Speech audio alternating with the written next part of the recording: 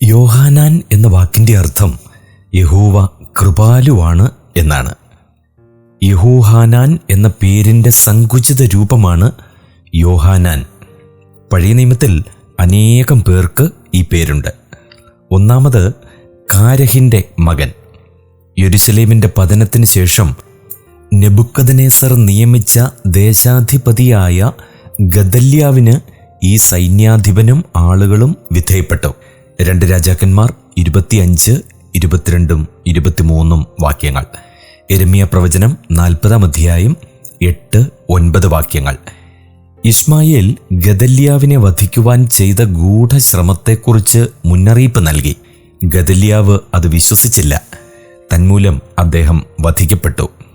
യോഹാനാനും കൂട്ടരും ഈ വധത്തിന് പ്രതിക്രിയ ചെയ്യുവാനൊരുങ്ങി. യെരമ്യാവ് 40 അധ്യായം 13 മുതൽ 16 വരെ, 41 അധ്യായം 11 മുതൽ 15 വരെ. യെരമ്യാവിൻ്റെ ഉപദേശം വകവയ്ക്കാതെ അയാളും മറ്റ് നേതാക്കളുമായി ശേഷിച്ചവരെ മിസ്രയീമിലേക്ക് കൊണ്ടുപോയി. യെരമ്യാ പ്രവചനം 43 അധ്യായം 1 മുതൽ 7 വരെ. രണ്ടാമതായിട്ട് യോശിയ രാജാവിൻ്റെ മൂത്ത മകൻ്റെ പേരും ഇതുതന്നെയായിരുന്നു. 1 ദിനവൃത്താന്തം 3:15. മൂന്നാമതായി എല്യോവേനായിയുടെ ഒരു മകൻ. 1 ദിനവൃത്താന്തം 3:24. 4 ശലോമോന്റെ കാലത്ത് പുരോഹിതനായിരുന്ന അസര്യാവിൻ്റെ പിതാവ്. 1 ദിനവൃത്താന്തം 6 അധ്യായം 9, 10 വാക്യങ്ങൾ.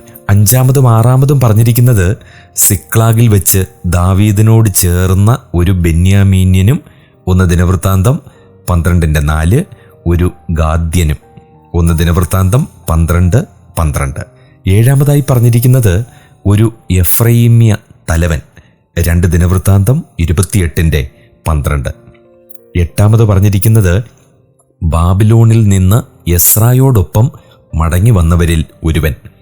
എസ്രായുടെ പുസ്തകം 8-ാം അധ്യായം 12-ാമത്തെ വാക്യം.